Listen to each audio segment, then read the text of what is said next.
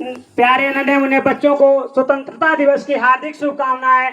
आप जानते हैं कि 15 अगस्त 1947 को हमारा देश अंग्रेजों से आजादी मिली थी, जिसके तहत हम लोग आज 80वां गणतंत्र स्वतंत्रता दिवस मना रहे हैं। क्योंकि आप जानते हैं 15 अगस्त 1947 को हमारा देश अंग्रेजों से आजाद हुआ था।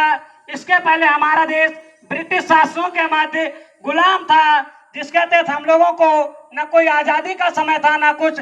इसी तहत जब आजादी हमारा देश आजाद हुआ, उसमें बहुत से वीर सैनिकों ने अपने जान तक की न्यौछावर कर दिया और तब हमें आजादी दिला पाए। इसके पहले अंग्रेजों के अधीन जो देश था, तो हमारे देश में कैसे अंग्रेजों ने देश पे शासन किया हम बताएंगे अपने सभी को। क्योंकि जानते हैं हमारा देश को सोने की चिड़िया कहा जाता था। यहाँ कोई सोने की चिड़िया नहीं थी, लेकिन सोने की चिड़िया कहा जाता। हमारा देश इतना प्रभावशाली था।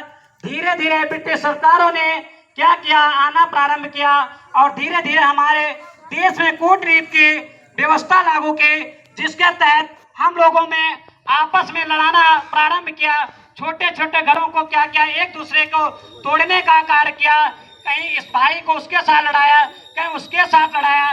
जब धीरे धीरे उन्होंने अपना पूरा शासन जमा लिया, जिसके तहत हमारा भारत देश पूरा अंग्रेजों के अधीन गुलाम हो गया और हम लोगों ने काफी संघर्ष हमारे महापुरुषों ने किया। उसके बाद हम लोगों को आजादी दिला पाए। मैं कहना चाहूंगा कि 15 अगस्त 1947 की आजादी तो हमने नहीं देखी, लेकिन अभी 25 जुलाई को आजादी हुई, जिसमें हमारे काफी छात्रों और बच्चों पे जो लाठियां बरसाई गई, तो उससे हमें ये पता चलता है कि जो 15 अगस्त 1947 की आजादी थी, हमें आसानी से नहीं मिली होगी।